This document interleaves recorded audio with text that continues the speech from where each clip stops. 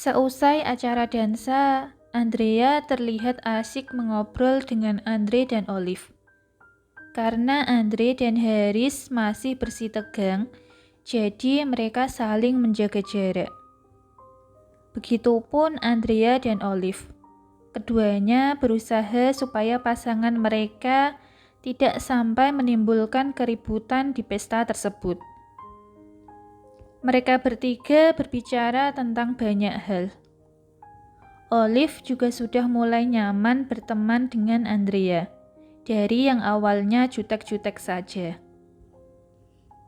Di sudut ruangan yang lain, Haris tengah berbincang-bincang dengan sepasang suami istri yang kemungkinan adalah rekan bisnisnya juga. Sandra berdiri di samping Haris. Ya, karena posisinya sekarang adalah asisten pribadi, jadi di mana ada Haris, di situ pasti ada Sandra. Tidak berselang lama, Ibu Weni terlihat menghampiri putranya.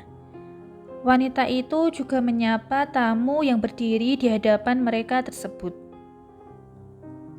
Tuan Danu, senang bertemu dengan Anda. Ibu Weni berkata dengan ramah. Nyonya Weni, justru sebuah kehormatan bagi kami diundang ke pesta ini. Ngomong-ngomong, Anda masih cantik ya, masih seperti dulu, awet muda. Ucap pria setengah baya yang ternyata bernama Danu tersebut.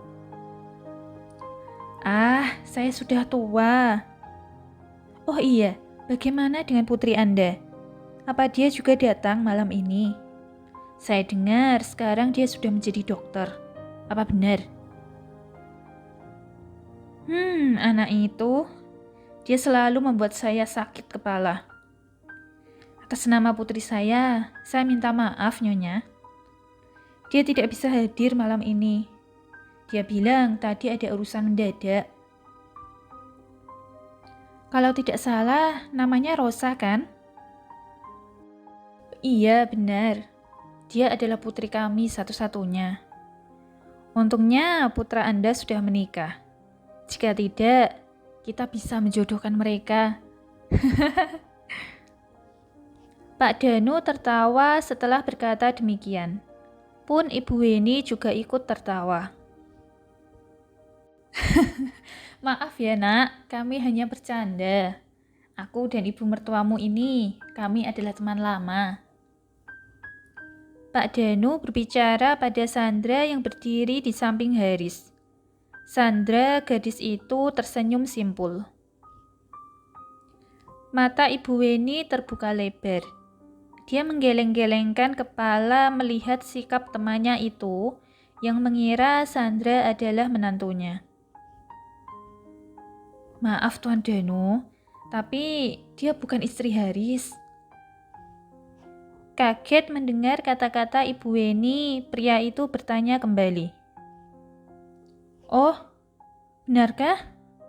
Kami pikir dia adalah istri Haris, karena mereka terus bersama sejak tadi. Haris mengangkat tangan kanannya yang masih memegang segelas minuman dan mengarahkannya pada Andrea. Itu adalah istri saya. Pak Danu menolehkan kepalanya mengikuti titik poin yang ditunjukkan Haris. Melihat sosok Andrea, pria setengah baya tersebut tersenyum dan berkata kembali.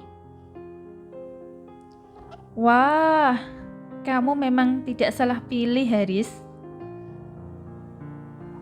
Raut wajah Sandra seketika berubah masam ketika Haris sendiri yang mendeklarasikan Andrea sebagai istrinya. 1 jam kemudian, Andre mendapatkan sebuah panggilan telepon dari papanya.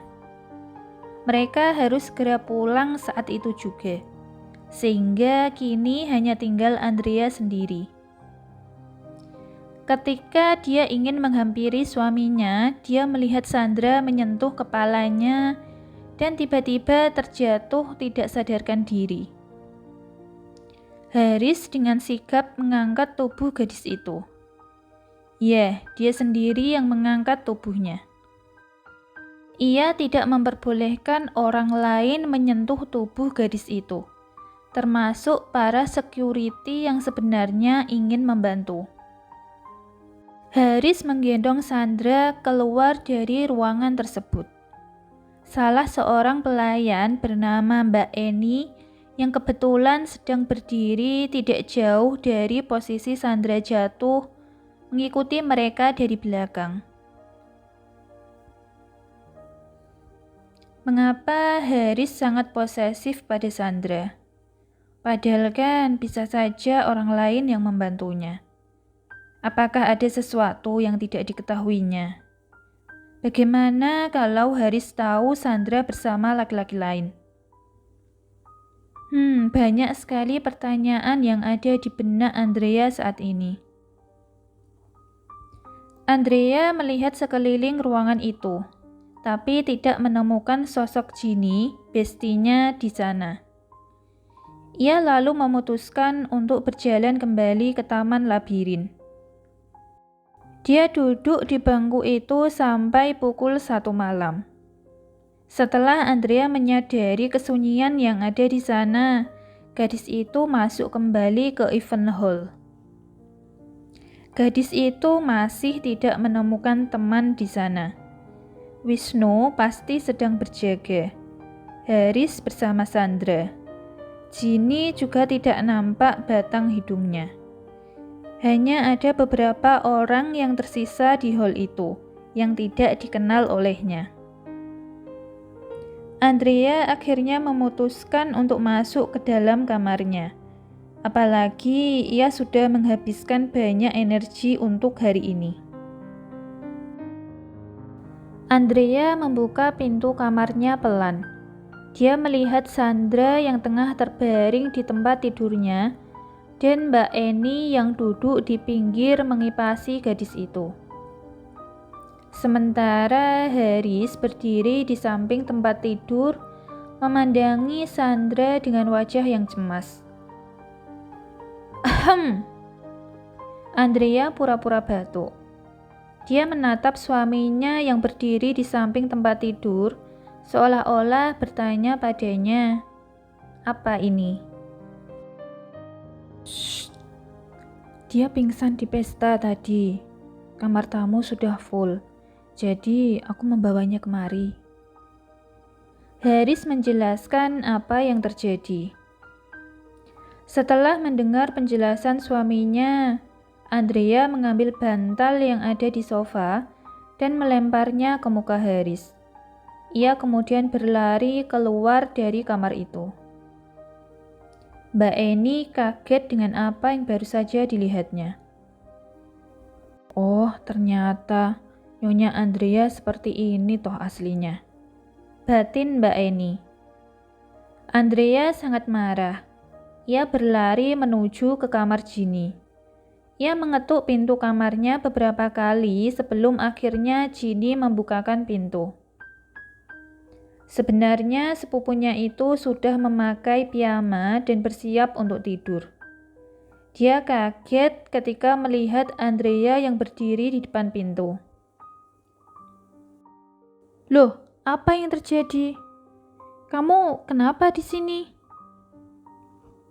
Malam ini, boleh kan aku tidur denganmu? Andrea berkata dengan suara yang lirih. Tubuh dan pikirannya sudah sangat lelah. Yang dia inginkan saat ini adalah istirahat. Memahami ada yang tidak beres, Ginny hanya menganggukkan kepala. Dia mempersilahkan Andrea untuk mandi menggunakan kamar mandinya, serta meminjamkan piyama untuknya. Andrea berbaring di tempat tidur Ginny. Tidak lama ia sudah tertidur pulas. Baru beberapa menit, ada orang yang mengetuk pintu kamarnya lagi. Mau apa? Ginny bertanya dengan wajah yang jutek. Haris mengintip istrinya dari luar. Dia sudah tidur. Mengacuhkan kata-kata sepupunya, Haris langsung masuk ke kamar itu dan mengangkat tubuh istrinya pelan-pelan. "Hei!" Haris menatap pada Ginny, mengisyaratkan pada gadis itu untuk diam. Setelah Haris membawa istrinya keluar, Ginny menutup kembali pintu kamarnya.